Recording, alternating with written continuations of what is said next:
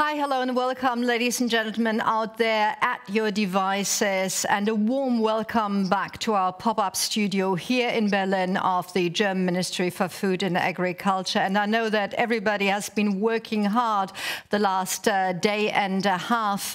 Policies against hunger, the joint action for healthy and sustainable school nutrition is our issue. 4 working groups have been on the road, and of course we've just had a side event on the issue of the Global Coalition of Healthy School Children. And some of you may remember that Minister Klöckner mentioned that in her speech on Wednesday. I heard there were many fruitful discussions, and there's been an impulse to continue the work for the School Meal Coalition. This coalition is supposed to get maybe started correctly in autumn, and it's also sort of giving a couple of impulses for the UN Food Systems Summit. And I'm very, very happy to say hello to Rome, and with that, hello to Martin Frick, who is the Deputy to the Special Envoy for the UN Food Systems Summit 2021. Martin, it's always good to see you and to talk to you. The red carpet is rolled out. You take it away. Well, thank you very much indeed. And it's exciting to learn about these conversations going on for the last days. You could really see it 4 weeks prior to the pre-summit that will start in Rome on Monday, July 26th. And then approximately 14 weeks, I shouldn't be thinking too much about it because it makes me nervous, to the summit event itself. But the energy levels is really rising up. And what's currently happening is that the 2 big engagement areas of this summit are really coming together. As you know, one bit of it is the action track work. And in the action track work, we've been looking into potential coalitions, things that countries and other stakeholders can do together to really bring fundamental change upon. And the other side is that by now 135 and counting, 135 countries are engaging in their national level food system summit dialogues, defining their own national pathways towards achievement of the Sustainable Development Goals. And what is so good to see is that what we have been cooking on a global level and what countries are coming up with as the highest impact areas really converge. And in one of these, it's certainly school feeding is at the heart of it. And what is exciting about it is not only to create a future for children and to counter the effects also of COVID-19, because children have been suffering. Not going to school often meant that they are not receiving adequate nutrition, but also to work on the systemic aspects of a school feeding coalition. What do I mean with that? It's great to give food to children, but not any food. Not only calories, it has to be nutritious. It has to give them everything they need to develop their physical and their cognitive abilities. But it's also a great chance to give business to local businesses, to local food processing, to millers, for example, and to local production.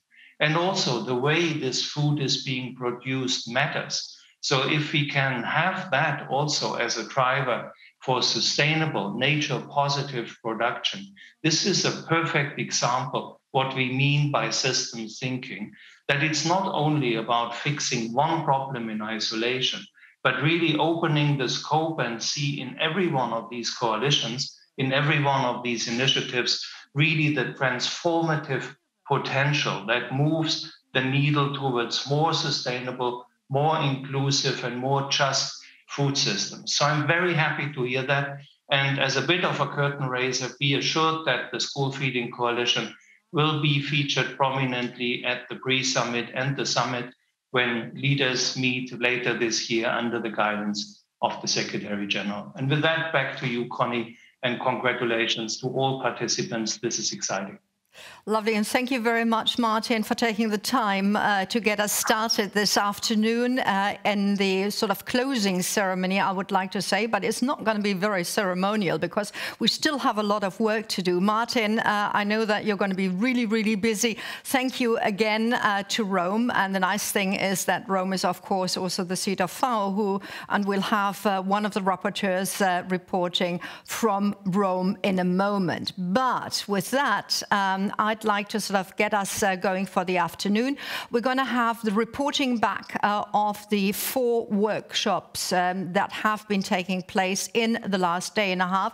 I'm going to enumerate that in a moment. Then we're going to have a panel discussion, like sort of with eagle's views from every side, and we're going to have a grand finale later on. But, ladies and gentlemen, in order to get started, in order to continue our conversation with you, you know that next to the stream there is the chat box, the Slido, and yes, we are welcoming your remarks, your input there as well, in order to have hopefully the time to feed it into the panel discussion later on, or if you have an urgent question about one of the results that's going to be reported back from the workshops, we're also looking forward to that. Joint action for healthy and sustainable school nutrition.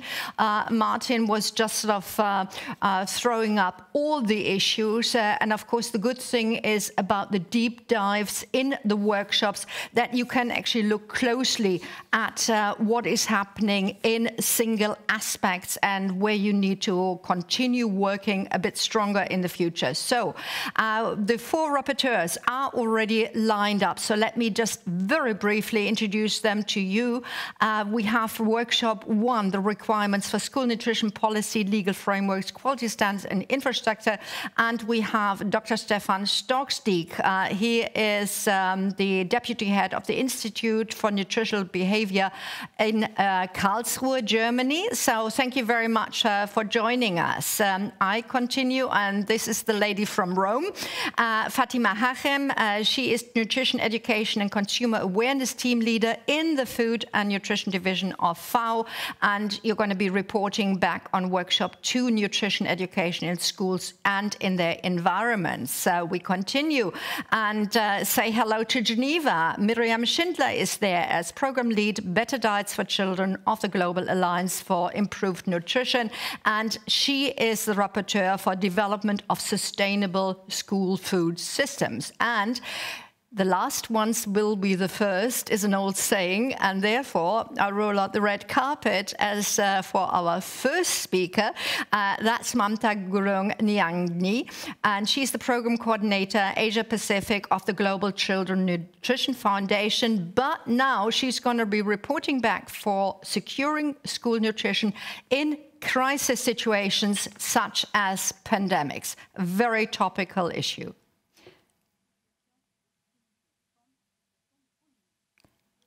Are you still muted? Oops, I am still muted. Sorry about that. Thank you, Conny, for that introduction and for accommodating my request. As you're speaking, I could see unstable internet, so hopefully I can get through the 6 minutes. I'm honored to serve as the rapporteur for Working Group 4, as you mentioned, and present the key messages from our discussion yesterday. The group was chaired by Professor Donald Bundy, who's the director of the Research Consortium for School Health and Nutrition. We heard from them this afternoon, the London School of Hygiene and Tropical Medicine, and also provided expert input into the session. We also heard from Ms. Jocelyn Liminacero, who's the principal at Malagasan Elementary School in Philippines. She shared valuable ground report as an expert input. Well, we had the task to try and understand what has been done and what can be done, what has been done and what can be done in securing school nutrition in crisis situations. One of the things we were reflecting on is, incidentally, the theme that we were tasked with was sort of a preview, because for the conference, many of you might know, Dr. Bibi Joshi was designated to be the chair, but because of personal circumstances, she couldn't join with us. So we had to pivot and adapt very much, how you deal with crises. And I think the fact that we're all meeting virtually, even that was an adaptation that had to be done for the conference. Had it not been, we would be in person. So before I go into the 3 key messages, I wanted to give you a brief overview of who and what was involved. I did a quick stock, and other than the Antarctica, a group of 30 experts were joining from all continents and represented about 20 countries. They were Armenia, Australia, Canada, Egypt, France, Guatemala, Italy, Malawi, Nepal, my home country, Niger, Palestine, Panama, Philippines, Russian Federation, Senegal, South Africa, the United Kingdom, United States of America, and of course, the host country, Germany. In terms of sector representation, we also had quite a diversity. In the working group, lending valuable voice to the government of Germany were representatives from governments of Guatemala, Philippines, South Africa, and the United States. We had experts from a number of international organizations, including from GIZ, FAO, UNICEF, United Nations Nutrition, WHO, and of course, the World Food Programme. Well, academia and research community was also well represented, with participation from the London School of Hygiene and Tropical Medicine, Imperial College London, German Nutrition Society, the Alliance of Biodiversity International, and SIAT, as well as from the Australian Centre for Pacific Islands Research at the University of Sunshine Coast. Last but not the least, critical civil society perspectives was brought in by representatives from Mary's Meal and the Global Child Nutrition Foundation, whom I also have the honor of representing today. So what were the key messages from the working group? Number 1, we talked a lot about taking stock. The global health and nutrition community should urgently take stock from COVID-19 pandemic experience and develop more detailed guidance based on evidence from both implementation and outcomes.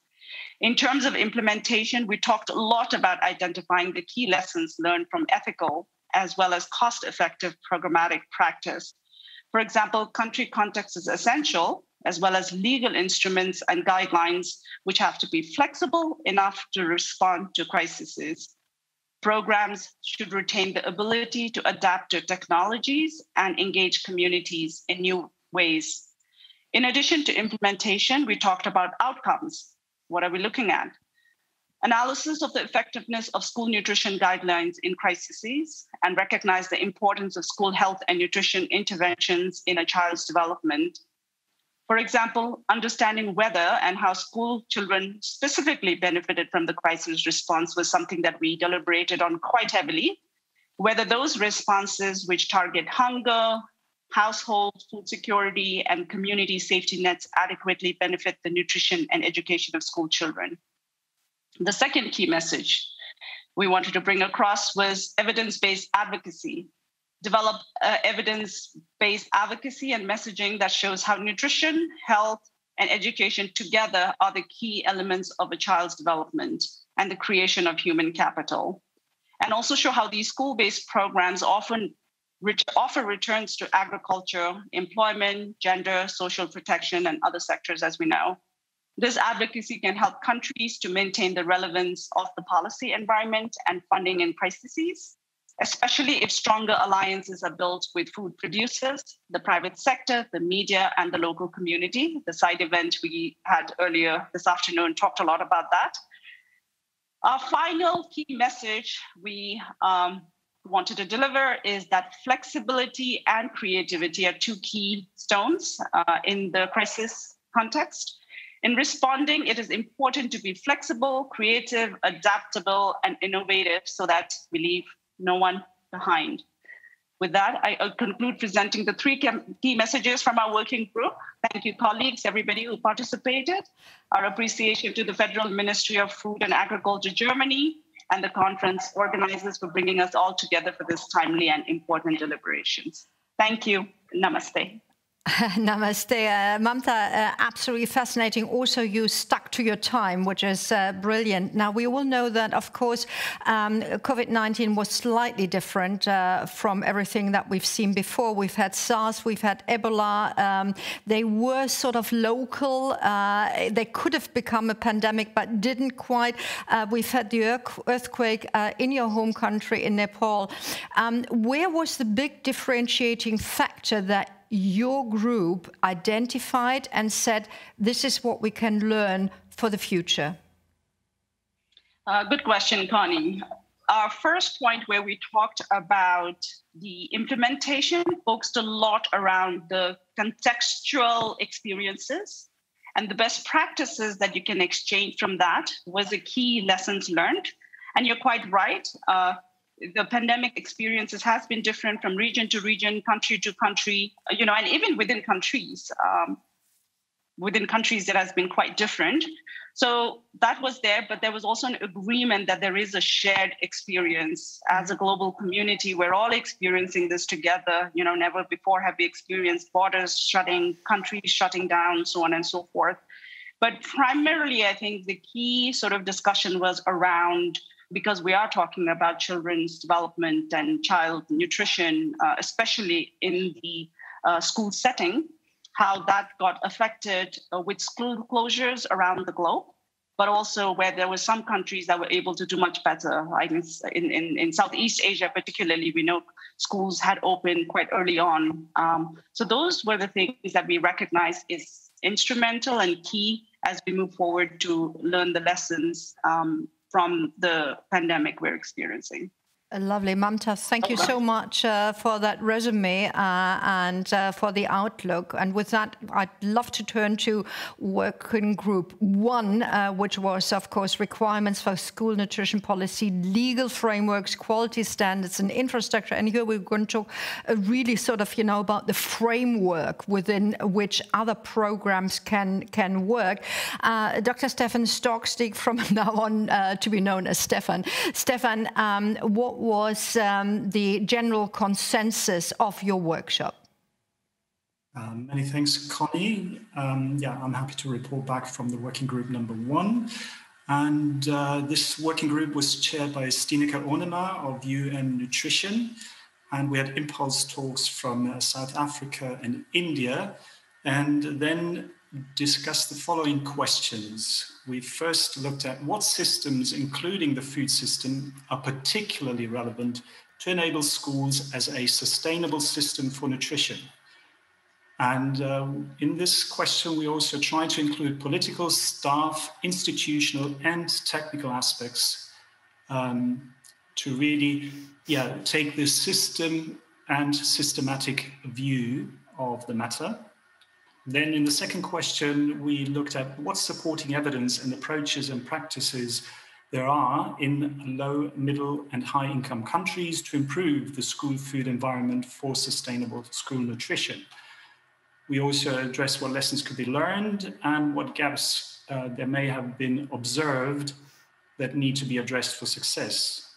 Our third question for prompting the discussion was what partnerships between producers, the private sector, as well as public and civil society organizations are needed in order to make the entire environment, following a systems approach, of school nutrition sustainable, and what political, staff, institutional, and technical requirements are needed to introduce a sustainable school nutrition strategy, ideally already looking at positive examples that exist already.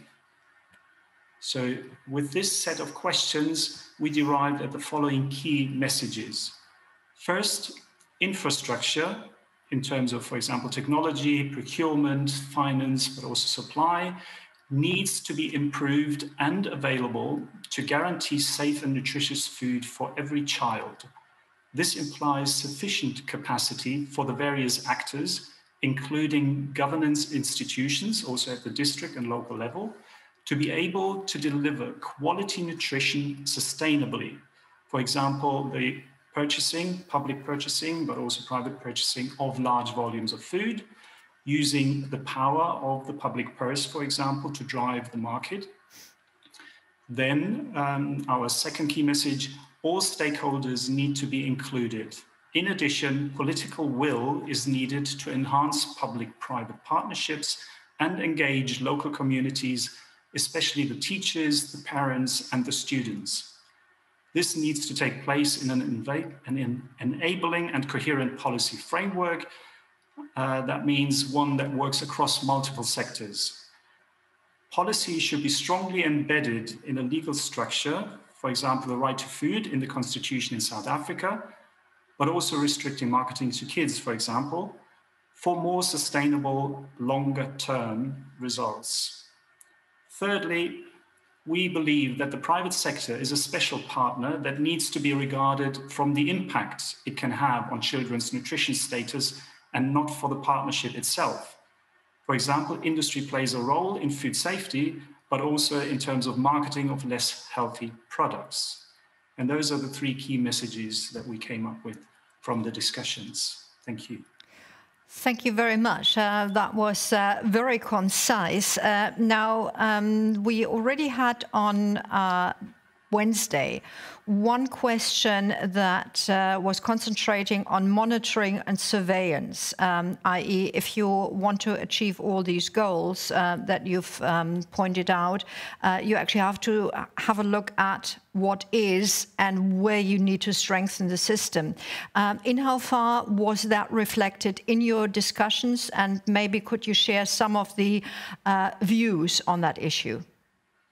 Yes, thank you. Indeed, a very important point. Monitoring and evaluation of whatever programs are out there, and that really means also the process of the intervention, not only the outcome, is really essential. We see growing efforts in this field of monitoring and surveillance, and it helps us to track progress, but also to share the lessons learned.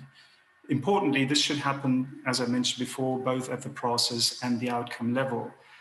However, while we see building quantities of data, what we are really after now is the right quality of the data. What indicators do we need to collect to help us assess the child nutritional status and how school nutrition, sustainable school nutrition, can really meet the needs of the children?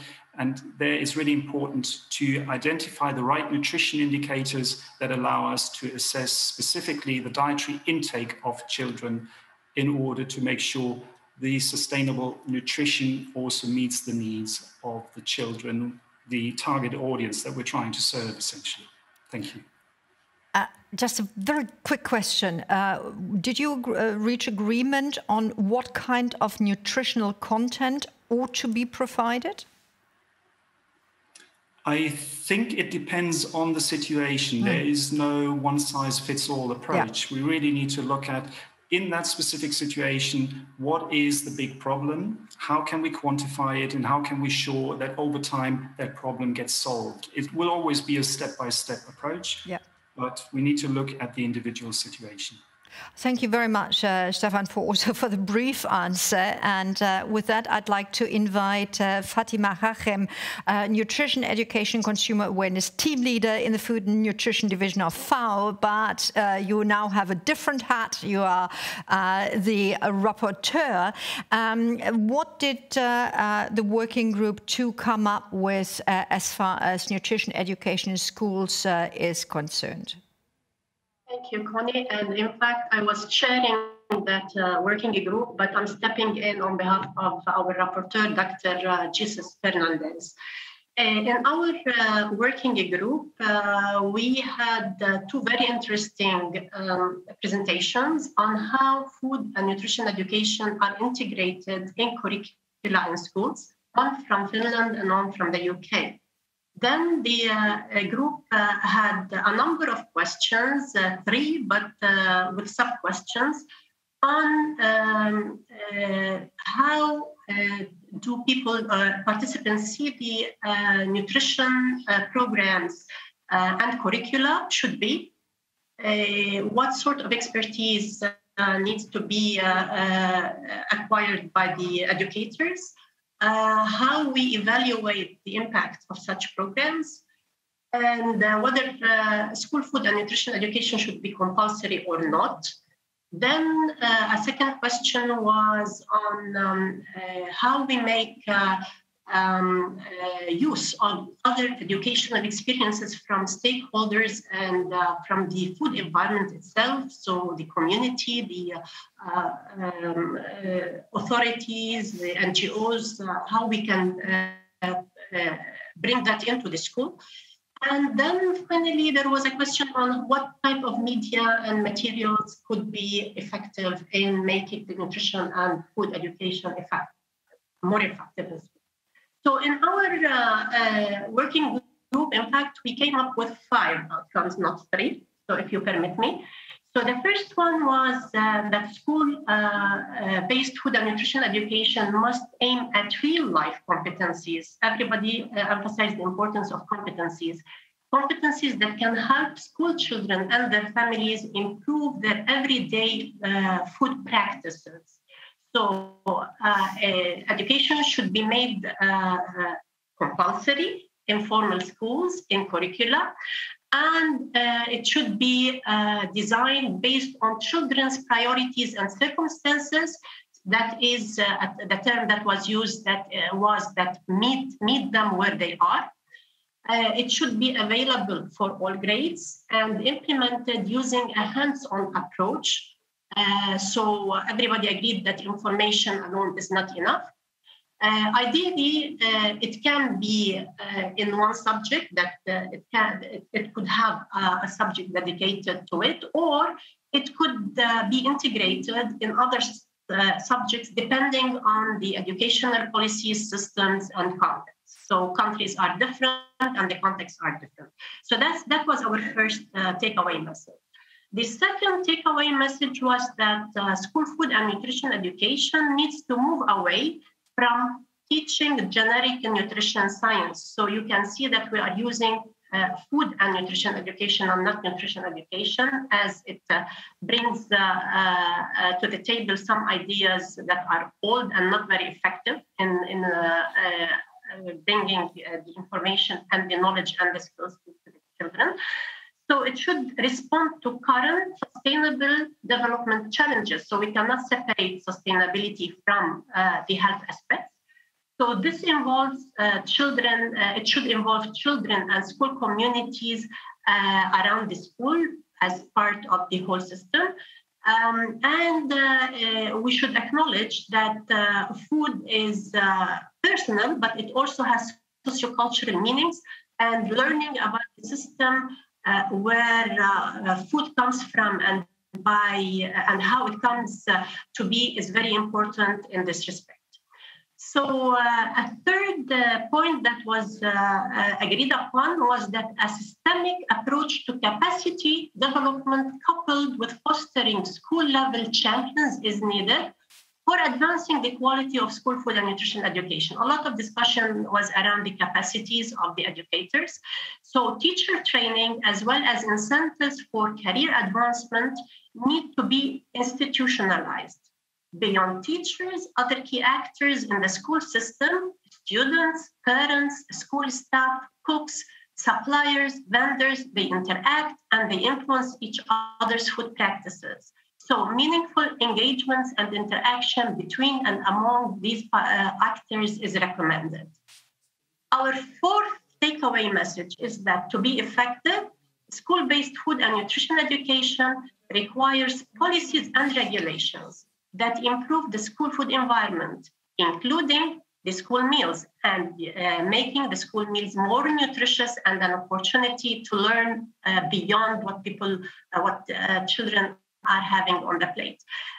So the learning opportunity is very important to use in such circumstances. Our fifth takeaway message was that digital platforms and channels, including social media, are relevant tools for school food and nutrition education. However, focus should not be on the tools, but on how they are used to bring about a change. So digital platforms are a good opportunity for better understanding children's food preferences and for engaging them in their own terms. Current online and blended learning modalities for food education must not overbear parents and caregivers, but rather engage them and ensure that they can see the benefits. Having said that, we should not also forget that there are children in countries around the world where they cannot use social media and other forms of IT learning. So these children should not be left behind, and activities should be done that suit them. So with this, I conclude the summary of our discussions, and these are the 5 points that were raised. Thank you, Conny. Thank you very much, Fatima, for sharing the results of your working group with us. There is one question. I can already hear teachers around the world saying, oh gosh, and now we have to talk about food in addition. I mean, we already have the curricula for this, that, and the other. We need to put in IT as an issue, as a subject. So how will you bring that message into schools that it is central for survival and for well-being of school children? Well, I think a lot depends on the capacity development that needs to be done. There are two things here. Two things need to be looked at. The capacities and infrastructures and what schools can have or cannot have, and also the capacity of the educators, but also what tools and materials are available to them. So training of the educators and not leaving them alone, it's not meant that the educators will be left alone. The educators will be provided with the tools and with the know-how to deliver their functions in a new world. The example from the UK was a very excellent one, where the community, for example, came in to bring the capacity of teachers to a good level in cooking, in order to cook with the kids themselves, but feel comfortable with what they're doing. And more than that, this experience shows that you can bring in a lot of cultural diversity to the learning. So the teachers are never left alone. When we are proposing to make the teacher use new methods of teaching, we also think about the tools and the media and the materials that they need. Thank you, Fatima, for sort of relieving teachers a little bit from the burden, the positive burden that we will expect them to fulfill in order to have better nourished school kids all around the globe with the different challenges of undernourishment, malnourishment, and of course also obesity in some countries.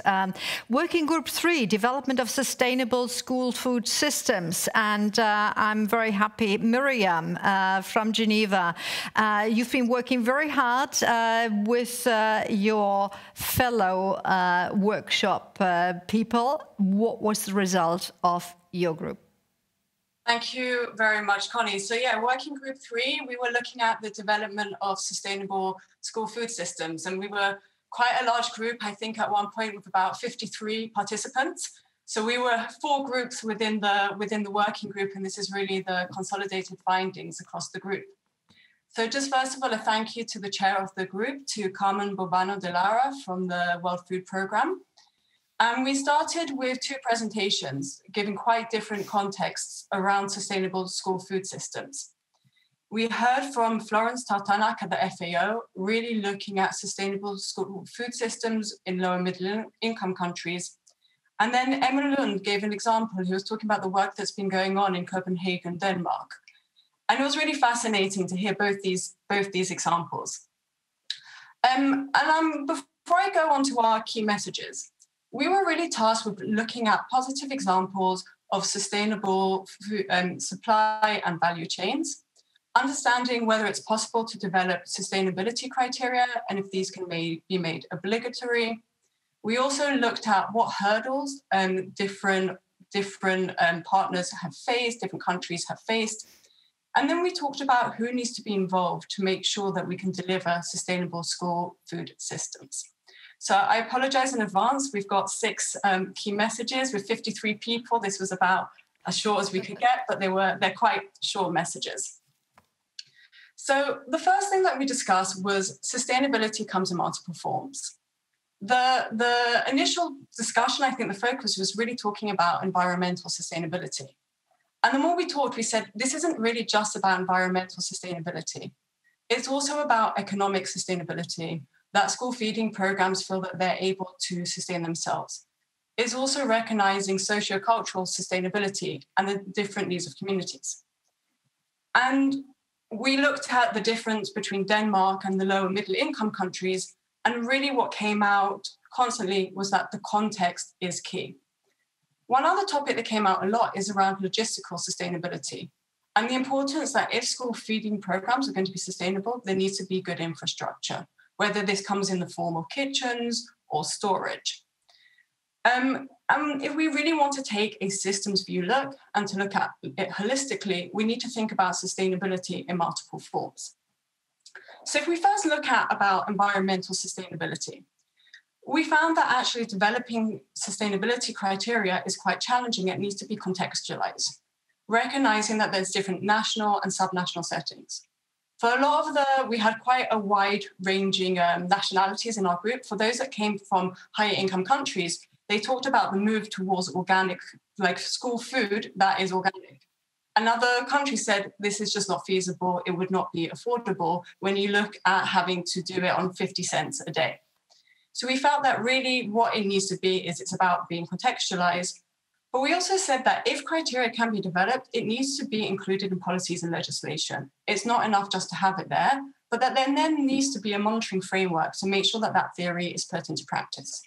Regardless of the country, this was something that was common across all the participants in the working group, as they said, we might have really good policies, we might have really good legislation, we might have great regulation, but there isn't really the framework to make sure that is being followed up, and that there's often challenges in it being translated from a national level down to a municipal or down to a subnational level.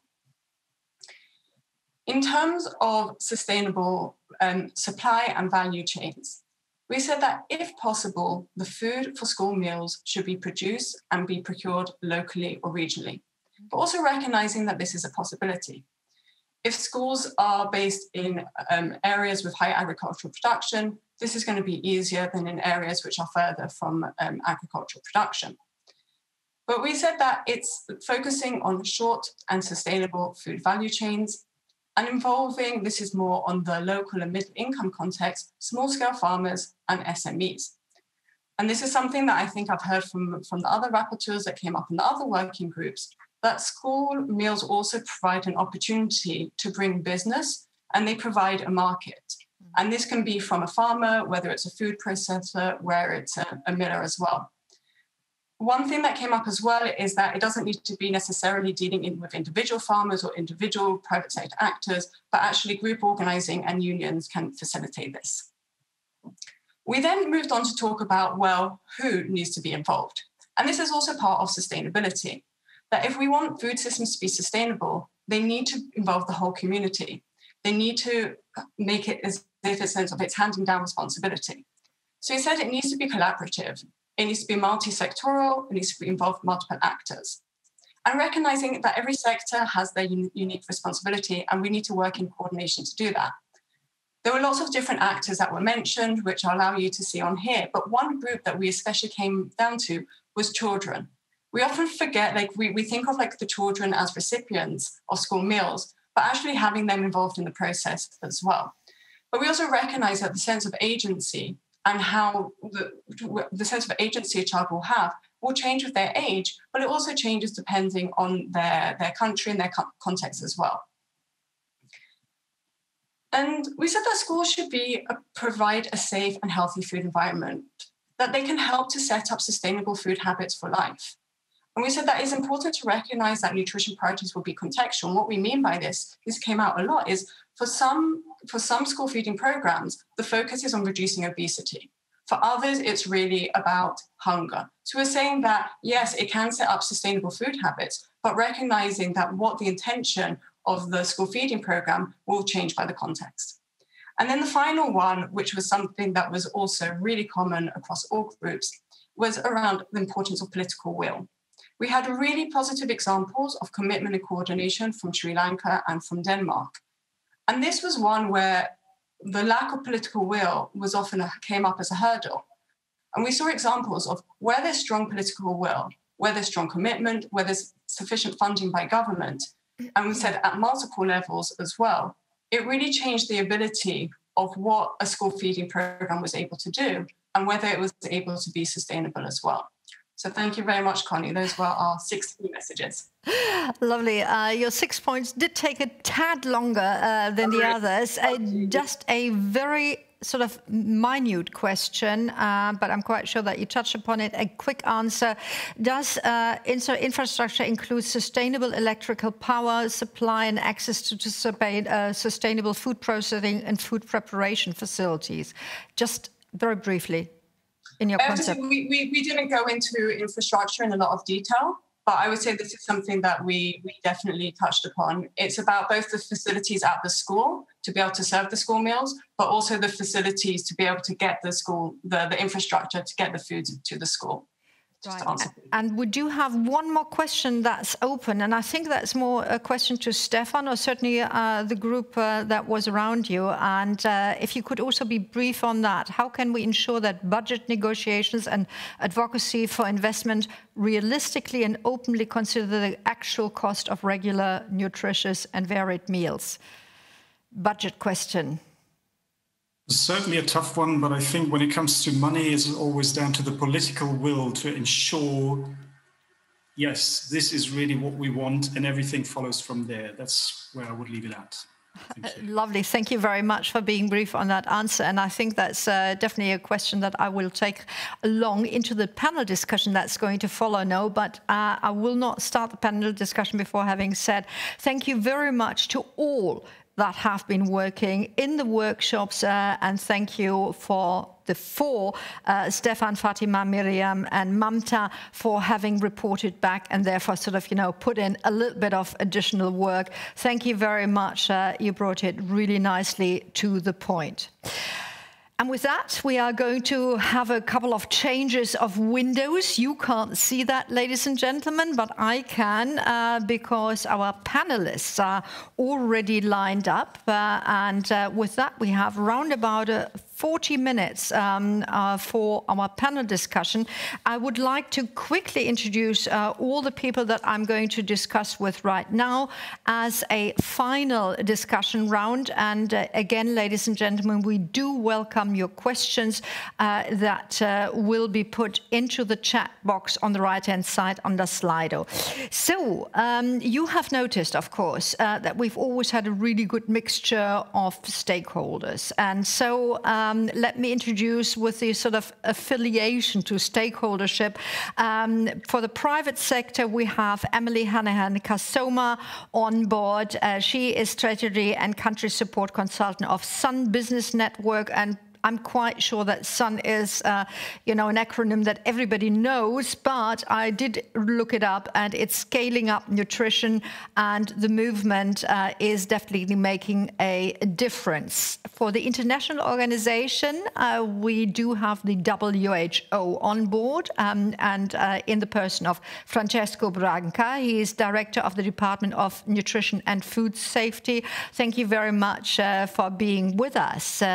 I will say hello and welcome to Arlene Mitchell, the Executive Director of the Global Child Nutrition Foundation, who did not only get up for us, but already for the session beforehand, because I saw you already arguing away, started like 15 years ago with more than 55,000 members around the globe for the civil society. Arlene, we're going to kick off later on, and for the government and for him it is already a little bit later in the day, is Dr. Lope Santos. He's the Regional Director of the Department of Education, the lead agency of school-based feeding programs in the Philippines. And so, ladies and gentlemen, I would like to just briefly ask all of you to very quickly give your tummy feeling as a sort of reflection on what you have just heard. But of course, you can give that response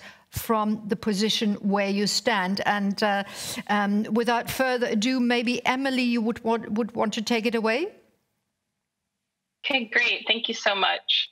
I think I really appreciated the panelists and the recap of all the discussions. It sounds like you guys have had a really exciting few days that's been very rich. So I think from a private sector perspective, there's a few things I wanted to mention. The first is that, it's very exciting to us as the Sun Business Network, the strong reference to SMEs, to small and medium enterprises coming from a local context as one of the key partners and players in contributing to school food or school meals programs from a private sector lens. This is as Sun Business Network, this is really the types of companies that we support. So it's really great to see this link and to start thinking through how we can partner better moving forward. From my perspective, I was very interested in the discussion on policy and education. I think as we think about educating teachers, one of the things that we also need to consider is the fact that if we are going to work with small and medium enterprises, that they also require education. They need to companies and company managers and those who are doing the processing foods need to understand what the expectations are of this type of program and have their capacity strengthened so that they can meet those expectations in a long-term way that essentially helps them to deliver the quality that is required for these programs at the volumes, et cetera, because a lot of the challenges we see are related to quality and volumes. Another point that was really interesting to me, or that I think builds on the last point, is that we need to have, it's about this broader ecosystem. So it's not just, as we think about strengthening capacity, it's about who we also partner with beyond the private sector. So we'd be looking at platforms like a Sun Business Network that can help to provide that link and that capacity strengthening and that education, or to link to other partners who can provide the necessary technical assistance to get the companies we work with or we would like to work with to the level they need to be. And then my third point, okay, so I'll stop there. Well, that's lovely because you're going to be with us again. So again, just a brief response from Francesco, of course, with your knowledge and with the previous engagement from WHO. Yeah, I was very pleased to hear from the groups that this is not just about preaching children on how to eat, but it's about the school environment, and it's about giving the responsibility to the public sector to purchase the right food. We've just published with WHO a framework on public food procurement and service policies for a healthy diet, which is hopefully going to be a useful tool. And an important element is to indicate that the food source in schools is coming from local sources, and that it would be having also a very important impact on the environment. But this is not only about the food that is available in schools, it's about the marketing in schools and around schools. I think I heard that very loud and clear. The whole school food environment is something that we as UN take very seriously. It's one of the objectives of the Decade of Action on Nutrition, and we're very pleased that Germany is now supporting a network on this, and Finland is also supporting a network on this. This is going to be most likely a commitment for the Food System Summit. But the other point I wanted to make is about standards and about food standards. I think although I heard that we need local solutions, there are core principles of a healthy diet that are valid for all: sugars, fats, salt, fruit and vegetable, the amount of animal source food, of course with local adaptation. But we have core principles, and they have to be very well established in school programs because they can impact health, and they can also have a very important impact on the environment. So we have those clear principles. Thank you. Thank you very much, Francesco. And again, we're going to come back to you, Arlene. Of course, now I'm just going to sort of open up the red carpet. You just walk across. Thank you. Well, I wanted to make a comment on each of the committee's reports, each of the group reports, beginning with the fourth group. The issue of flexibility, creativity, and adaptability is really core, and we found out how important that was in the COVID-19 pandemic. Those rules and regulations that most flexible allowed implementers pivot their programs most quickly and reach most children. In the context of emergencies, I want to point out also our survey from 2019 showed that roughly 50% or even more of the countries had experienced an emergency pre-pandemic. So emergencies are in the core business of school feeding, and we need to realize that that we have to be prepared for those situations. That they're going to come up no matter which country, no matter which an emergency. We'll be facing emergencies as we go forward. In terms of nutrition, food and nutrition education, I'm very pleased to see the word food added to the equation. But what we're really looking for in food and nutrition education is the I even think that we need to change the terminology about behavior change, because in some cases, we want to reinforce the behavior. We don't just want to change behavior if the behavior is already appropriate. We do need to worry about having appropriate nutrition standards for school-age children, which don't currently exist. In terms of sustainability, the multiple forms of sustainability are all super important, and I'm really impressed that they came out with that clarification, environmental, economic, and social context. Those are hugely important. Working collaborative. One of the things that we've worked for over the years is to get better coordination between government ministries, government agencies in implementing school meal programs. And there's some key ministries and sectors that are too missing, if you will. We get education and often health involved in our school meal program. But where is the Ministry of Finance? Where's the Ministry of Agriculture? And agriculture came up many times in this. So it's really the German Ministry of Food and Agriculture sponsoring this, because it is so important that we get the food and agriculture players at the table. But we also have youth and sports. We also have and those ministries, those agencies of government can learn to work together.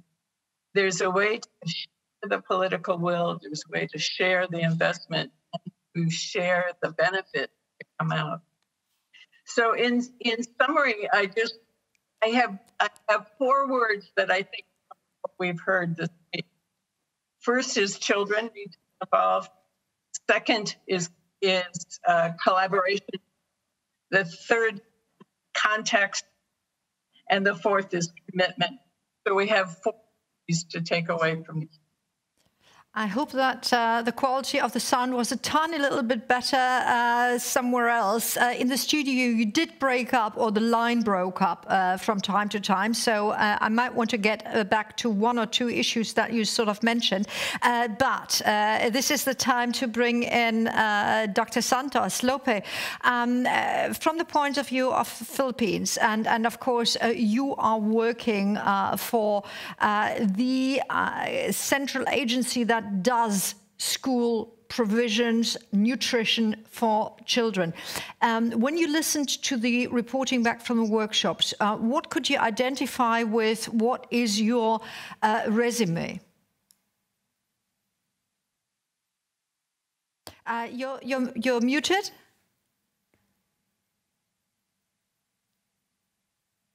Yep. Our in the Philippines, and we would like to congratulate the participants and the organizers for coming up with a very comprehensive working group reports. We generally agree with the working group reports that there should be a multi-stakeholders involvement in school-based food and nutrition education that includes capacity building of teachers, parents, and even product suppliers. to ensure the quality of nutritious food with the participation of small-scale farmers and SMEs, or small and medium enterprises, as well as the private sector, while maximizing the use of digital platforms for management and monitoring of program implementation. There are challenges in program implementation, but there are more opportunities to sustain the program. And as a central agency here in the Philippines that implements a school-based feeding program, we actually adopted the integrated school nutrition model, which combines school nutrition education, school gardens, as well as school-based feeding program. And if there are enough time later on, we can share our experience on the implementation of school-based feeding program. Currently, our program benefits around 3.5 million kinder to grade 6 learners, and we have invested around $120 million per year for the last 2 years. And I think we have generated some impacts in agriculture and in food processing, as well as in local dairy industry in the Philippines. That's all for the meantime. Thank you. Lovely. Thank you very much also for being brief in your answer. There's one big, it's not even an elephant in the room, but we've heard the caveat of Working Group 3, and I think that was part and parcel of some of the issues that were mentioned in another context as well. Political will, commitment, and funding by government, national, regional, municipal is pivotal, and then of course also from international organizations. And we had that one question that I did throw to Stefan, but I think that's still in the room. How can we ensure that budget negotiation and advocacy are realistically and openly consider the actual cost of regular and good food? Now, Francesco, we all know that good food means you don't need many medicines. I mean, forget COVID-19, but you know, you have a prerequisite for a good, healthy human being if they eat well. So, with that argument, do you get a lot of money to spend together with your partners on the programs? Well, food is a remit particularly of our colleagues at the World Food Programme. I mean, they support school feeding in a number of countries. I think our complementarity there is to ensure that school food is perfectly aligned, for example, with food-based dietary guidelines. And that's basically what WHO tries to do in terms of defining this criteria for a healthy diet. But then the connection with local smallholders, and that's something that our colleagues in FAO will try to do. We have fantastic examples. If you think of the example of Brazil, in which the agricultural policies have actually been designed in a way to support smallholder farmers, but then with the idea that they would provide fruit and vegetables to the schools. It's a win-win for both sectors, because the school, we have a safe and continuous supply of fruit and vegetables, and the farmers will know that somebody is going to build their food. So I think, the resources probably are not sufficient, and there's so much that UN organization can do. It's seen as an important social protection program. There's a big responsibilities of governments to make an investment. They should see this as an investment. It's not an expenditure. It's an investment for the future of the children and the development of the society. Thank you very much. I'd like to mirror that with Lope. We've just heard it's an investment, and of course, if school feeding is so central for the health of your young population, that is the very critical issue. So, in negotiations, is it difficult to get more money for school nourishment programs? Well, school-based feeding program here in the Philippines is institutionalized through a law, and there is a general part of it. There is General Appropriations Act from the government that allocate certain amount. For this year, there is allocation of around 100. As I've said, around $120 million to cover another 3.5 million learners. But we expect that the government will increase investment later on, and that investment actually has more returns. For example, we mobilize the farmers, the suppliers, the technology adapters, the local industry to participate in our program. They supply the healthy foods and our technology adapters from our Food and Nutritious Institute, certified by the department, is providing us accredited and certified nutritious food products. So I think the investment for school food and nutrition education shall be sustained and further intensified to ensure the improvement of nutritional status of our learners and to ensure that no one will be left behind.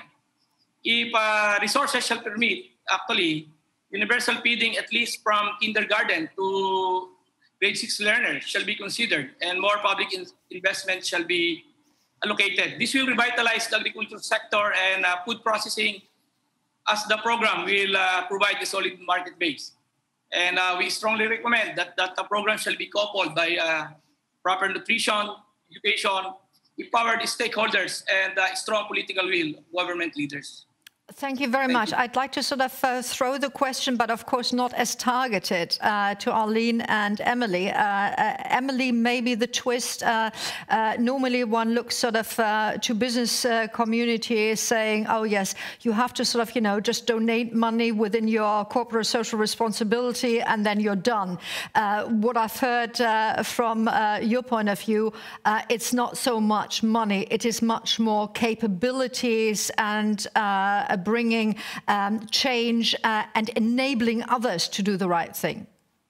Is that correct?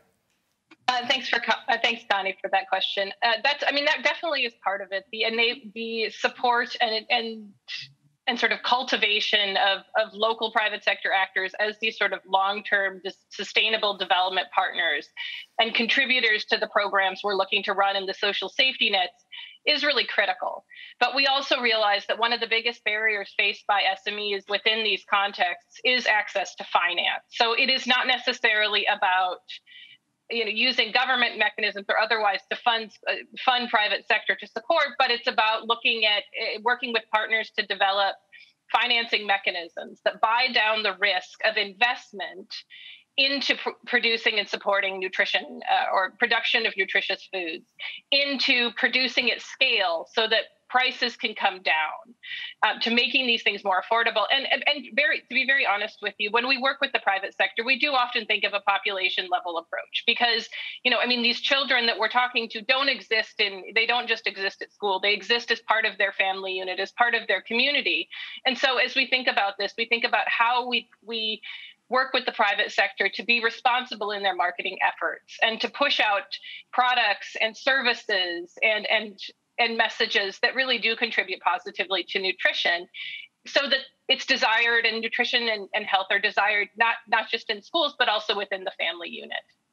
Thank you very much. I have to grin because I just thought of something I saw this morning, and I'm not quite sure whether Arlene would like to comment on that. Maybe Emily, you incentivize sort of the right behavior, or then you channel it. We've just seen, I think, Ronaldo. Not a football fan, but certainly know that name. And he actually at a press conference pushed away a brown soft drink and just sort of lifted up the water. And it actually went through all the media. Now, how important, just a very brief thing, how important is a gesture like that? Is that, maybe Arlene first and then going back to Emily, is that incentivizing the right behavior from a very different area? It's fascinating how much impact one gesture like that can have. And I think personally, I would think maybe it shouldn't have that much effect, but it does. And so, yes, those messages are extremely important. And we want to learn from those to keep encouraging good behavior, et cetera, because much of the marketing in the past has been about selling products and without regard to their nutrition value. So having a sports figure, having a movie star, having a Bollywood actor talk about or demonstrate good behavior is really powerful. And we find that in discussions of nutrition, sports are actually one of the strongest arguments that children accept for eating healthy food. If they know it's going to make their bodies stronger and make them better soccer players, they're going to pay more attention to it than if we just say it's good for you. Thank you very much. Sorry, I was not distracted. I just saw a very important question popping up on my pre-screen. Maybe Emily, just one very brief just response to that quite obviously important gesture. I mean, I think it's extremely important. And I think building, because we know the role of social media and influencers targeting our children, especially of sort of the pre-teen and teen age groups. And so I think leveraging those and we always try to cultivate we in many countries champions who are prominent sports or sports figures in countries or musicians, and not just to speak specifically to the products of one company, because the way that we want to work, at least to link to SMEs, is to elevate sort of the collective positive voice and efforts of SMEs, but really around this sort of broader nutrition space or healthy diets. Thank you so much. Now, let me go back to some of the results. And maybe, Francesco, you said you need to think about the whole system. And I think that's the issue that's come to the fore, or certainly not just because there's the UN Food Systems Summit coming up, but everything that we've heard in the last 3 days was concentrated around the fact that it is not a silo, but that it needs to have sort of cogs that are really working together. What do you say? How can you encourage that the output of the different cogs is positive and not negative? I don't know if you're saying there are win-wins. There are probably win-wins, and there are possibility of alignments. But let's think of what, using the example you just made. So what actually drives a change? You have promotion, you have marketing, you have opportunities to decide the point of choice with good labels, for example, on products. Those elements need to align. I mean, if you have an educational campaign in school, but you go out of the schools and you find an advert which says the opposite, we're not going to achieve, our results. And, think of the water element in that gesture. He was promoting water. He was not discouraging the soft drink. He was promoting water. And that's what we need to do in schools. Children do not have fresh water in schools. So that's another sector that needs to be brought in. So it's the education, it's the food system, it's the marketing and communication industry, it's the water system. If we don't have clean water in schools, children are going to have bottled something. Thank you so much. I'd like to sort of line up Arlene and Lope for the next question. We have one, a contentious question coming in. Too many schools do not serve food at all, or just an energy biscuit, or just ugali and beans. This discussion is too sophisticated. We need a hands-on guide. Any suggestions? Any response? Maybe Arlene first and then Lope? Yes, my quick response is a homegrown school feeding. Our survey in 2019 definitely showed that countries purchasing food locally, more diverse diet than those who import food or provide them from a central location. So food diversity is central to nutrition, and building from local healthy diet is possible when you buy locally. So that's the thing I would say. Thank you so much. Lope, how do you handle that? And what's your sort of first response to our critical viewer? Yeah, in our program here in the Philippines, we have a 120 days cycle menu for our school-based feeding program, and it is being designed by our nutritionist dietitian at the local levels. So there are different dietary requirements within the country, and it is based also on the available supplies of food in the area. And that cycle menu provides or specify what are the healthy foods that should be purchased by different schools or different school divisions. So, and we have an existing policy in the department that prohibits certain kind of drinks, certain kind of foods. All policy for food safety are in place in the department. Thank you. Thank you, Lope. And for one quick round, I would just like to get your feeling, your view.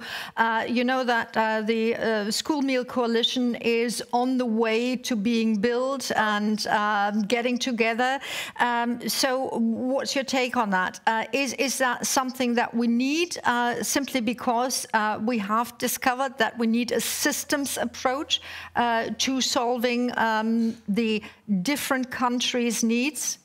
And again, maybe Francesco with a kickoff, Emily, Arlene, and Lope.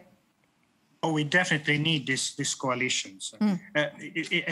For example, to share the large amount of resources already available. I mean, there are very good schemes on how to provide food in schools. There are very good schemes to explain how, for example, to make this procurement in a effective and cheap way. There are good ways to protect food safety and so forth. I think the coalition can become an incredible multiplier of these good experiences. Thank you so much for that encouragement. Arlene? Yes, I think the coalition is absolutely necessary.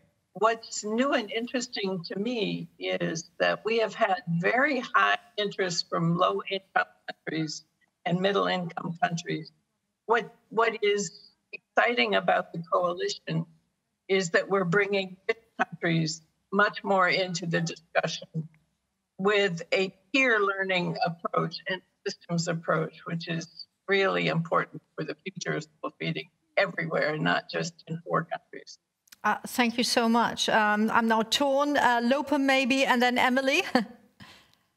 I think the program shall be sustained as we are mobilizing various stakeholders here, namely food processors, farmers that supply vegetables, fruits, and root crops, and the local dairy industry that provides fresh meat.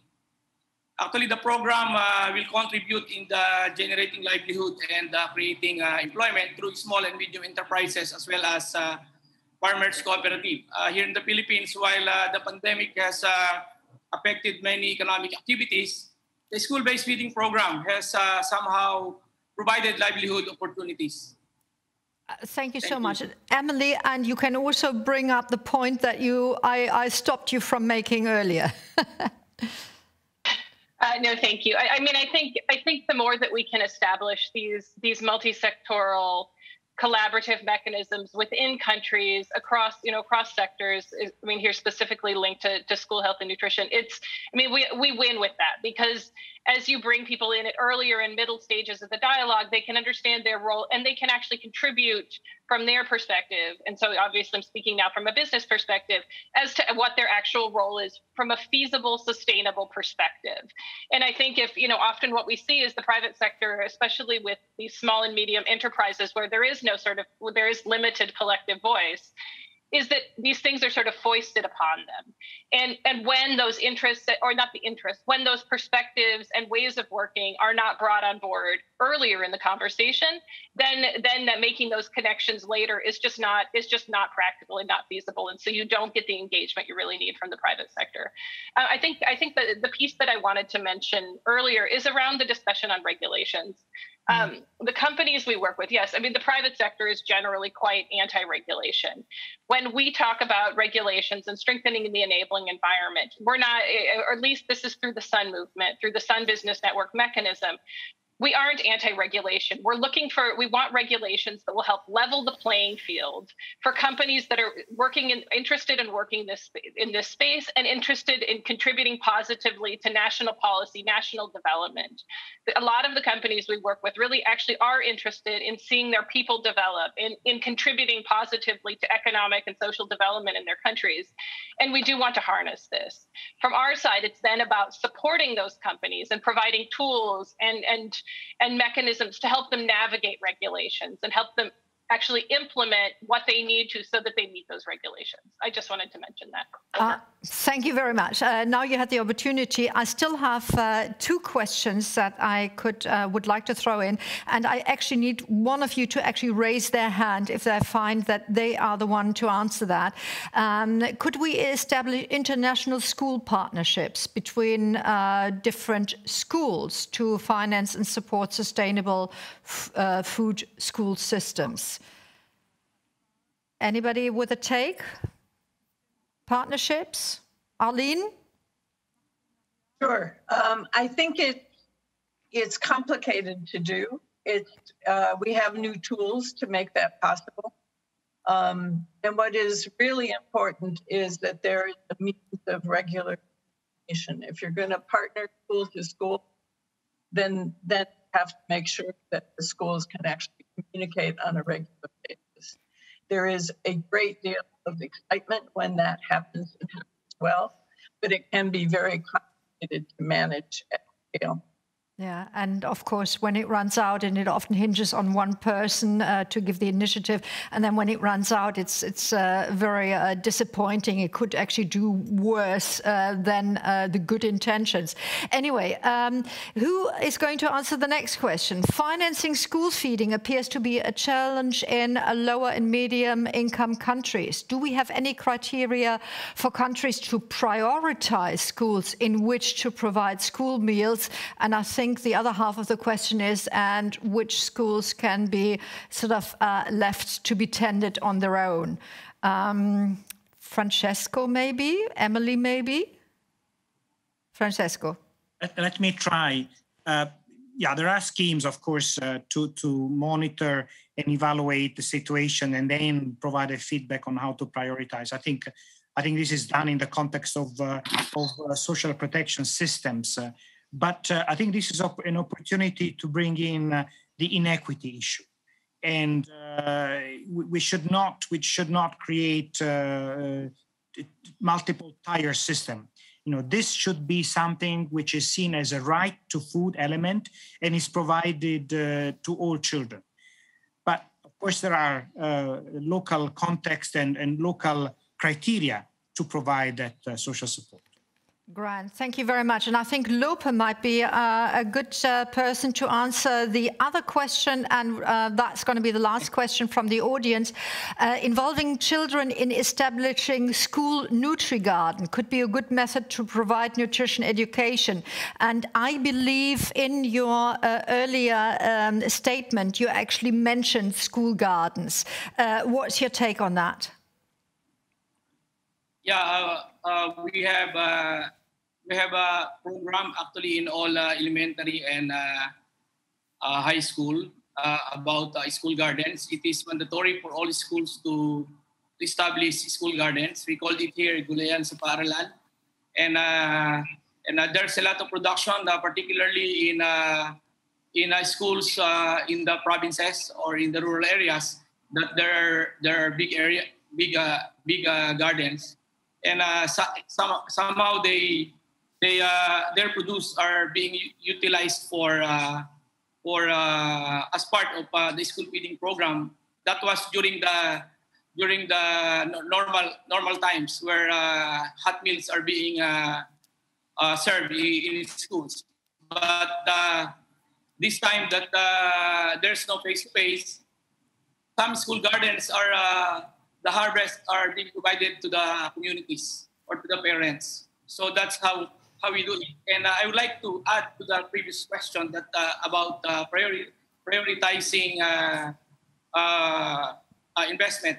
Here, we have actually 14 million students in the kinder to elementary, but we are only serving around 3.5 million.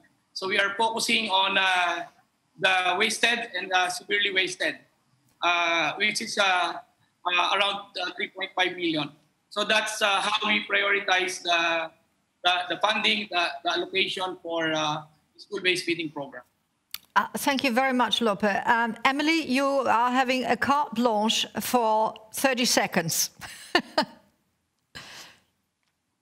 No, I mean, I think based on all the discussions we've had today, as well as the feedback from the group, I mean, I think it's just re-articulating the interest and the willingness of ourselves as a Sun Business Network, as a platform for engagement, to continue working on this and to see how we can work with our national networks to think through engagement with local school meals programs. And then also, it's just, I mean, I'm very excited. It's been wonderful participating with you all today. Thank you. All I can say is I wish we still had half an hour. We do not, and I don't even dare to start a final round with a final statement from each and every one of you. All I can say is thank you very much for your incredible, valuable contributions right now. From the corner of my eye, I just saw that Stefan, you know, the rapporteur from earlier, sort of said that some of the stipulations, and that goes back to what you said, Emily, regulation, actually forbids eating the stuff that's been grown in school gardens. So, you know, one has to align regulation to the needs. And I think there is still some work out there. I wish all of you, for our sakes, a lot of energy to continue doing what you're doing and feeding it into the UN Food System Summit and, of course, continue on your own bat. 2022 is going to come up, and we still want to have great school nourishment with the systems that belong to it.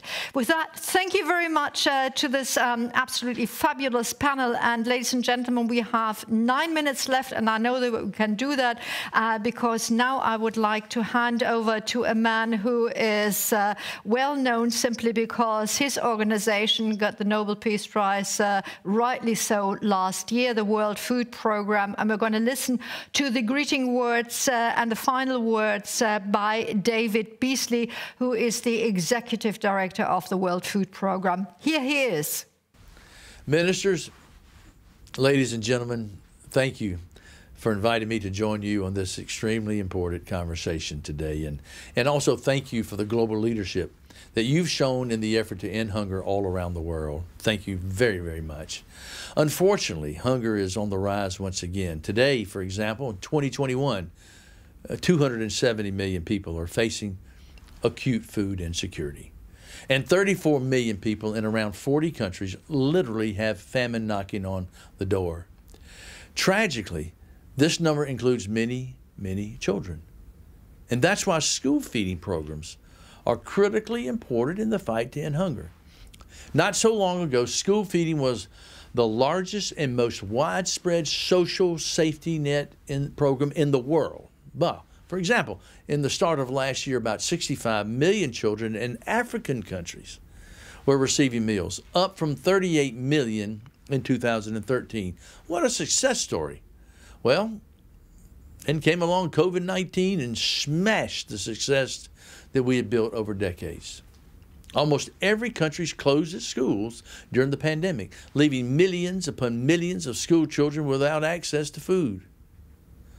National governments, they did their best to adapt, working with the World Food Program, many of them that we supported, providing children with families for their families with take-home rations and cash-based transfers, adapting to whatever it would take to help these children. But still, we estimate that 370 million children missed out on meals because of school closures. And even today, around 200 million children do not have access to these programs, which are often the only nutritious food they get each day. This situation urgently needs to be reversed. So let me give you 3 good reasons why. First, Without incentives like free school meals, millions of children, especially girls, won't come back to school. Families that are struggling to put food on the table send their girls to work or to take care of other family members. Some girls may be forced into early marriage. School meals draw children back to the classroom where they can receive education and the nutrition they need to learn and grow. Second, in countries scarred by conflict, school feeding programs can help stabilize communities. They can restore a sense of normality and stability for the most vulnerable children. And keeping schools open can help protect them against harm. Third, school feeding programs can help local economies recover from the impact of COVID-19. They create jobs for local companies, many of them run by women, provide a market for the local farmers, and strengthen local food systems. The investment pays back huge dividends. For example, research by Harvard University and WFP has found that for every dollar invested in school feeding produces $9 in economic returns, because healthier, educated children become, productive adults. At World Food Program, we know that rebuilding and expanding school feeding programs, it must be a global priority, but we can't do it alone. We all need to join forces and work together to meet the scale of this challenge. So everyone needs to play their part. Government, UN agencies, the private sector, and NGOs, and of course families. Later this year, WFP and the government of Finland, France, Germany, Honduras, and Senegal will join with others and other partners to officially launch the Global School Meals Coalition. We're going to collaborate to ensure that every vulnerable child has access to school meals in every country by 2030. Germany will play a key role in this coalition, so I want to thank Minister Clarkna. It's always good to see her and her team for their commitment that I hope inspires others to come on board, because it's all hands on deck right now. WFP is fully committed to working with our partners in the coalition to ensure that no child, regardless of where they live, goes to school hungry, or worse, doesn't go to school at all. After the turmoil of the past 18 months because of COVID, it's important, more important actually than ever, that we seize the opportunity to start building the better world we all want to see. It's time we work together in partnership to achieve it all for the sake of all our children. And now, on behalf of the conveners and the hosts of this Food Against Hunger conference, I would like to introduce State Secretary Uwe Feiler for his closing words. Sehr geehrte Damen und Herren, liebe Konferenzteilnehmer.